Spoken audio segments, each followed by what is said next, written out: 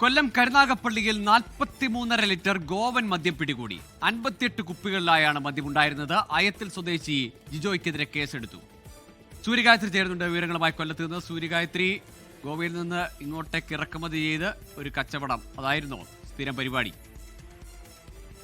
തീർച്ചയായിട്ടും കരുനാഗപ്പള്ളി എക്സൈസിന്റെ നേതൃത്വത്തിൽ നടത്തിയ പരിശോധനയിലാണ് കരുനാഗപ്പള്ളി കാരോട്ട് മുക്ക് ഭാഗത്തു നിന്നും 58 കുപ്പികളിലായിട്ടുണ്ടായിരുന്ന ഏകദേശം 43.5 ലിറ്റർ ഗോവൻ മദ്യം പിടിച്ചെടുത്തത്. മദ്യം കടത്തിക്കൊണ്ടുവന്ന കൊല്ലം വടക്കേവിള സ്വദേശി ഗോപാലകൃഷ്ണന്റെ മകൻ ജിജോയെ അറസ്റ്റ് ചെയ്തിട്ടുണ്ട്.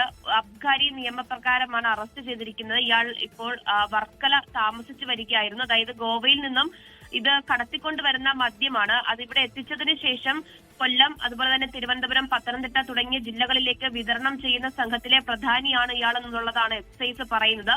മുൻപ് കരുനാഗപ്പള്ളിയിൽ ഗോവൻ മദ്യം ഇയാൾ വിതരണം ചെയ്തിട്ടുണ്ടായിരുന്നു. അതേ തുടർന്ന് വിവരത്തിന്റെ അടിസ്ഥാനത്തിൽ അന്വേഷണം നടത്തിയെങ്കിലും ഇയാളെ പിടികൂടാൻ കഴിഞ്ഞിട്ടുണ്ടായിരുന്നില്ല. പക്ഷേ അന്ന് മുതൽ ഇയാളെ തേടിയുള്ള അന്വേഷണം എക്സൈസ് നടത്തുകയായിരുന്നു.